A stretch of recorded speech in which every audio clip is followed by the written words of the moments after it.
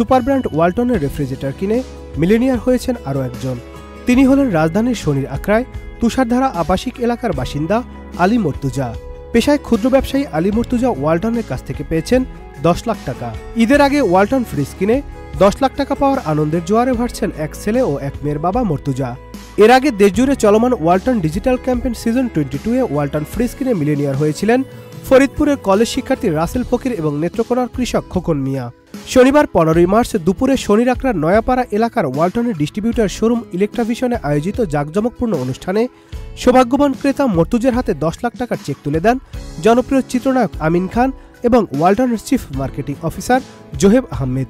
সে সময় আরও উপস্থিত ছিলেন ওয়ালটনের এক্সিকিউটিভ ডিরেক্টর মনিরুল হক মনা, ওয়ালটন ফ্রিজের ব্র্যান্ড ম্যানেজার মোস্তাফিজুর রহমান এবং ইলেকট্রাভিশন শোরুমের স্বত্বাধিকারী কাজী বেলায়েত হোসেন সহ অনেকেই।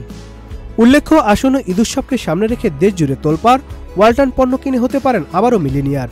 এই স্লোগানে সারা দেশে চলছে ওয়ালটনের ডিজিটাল ক্যাম্পেইন সিজন 22। এর আওতায় চলতি বছরের ঈদুল আজহা পর্যন্ত দেশের যে কোনো ওয়ালটন প্লাজা ও পরিবেশক শোরুম থেকে fridge, air conditioner, washing machine অথবা বিএলডিসি ফ্যান কিনে ক্রেতাদের জন্য রয়েছে 10 লাখ টাকা পাওয়ার সুযোগ। এছাড়াও আছে লাখ লাখ টাকার ক্যাশ ভাউচার সহ নিশ্চিত উপহার। Nadim Hasan, channel I.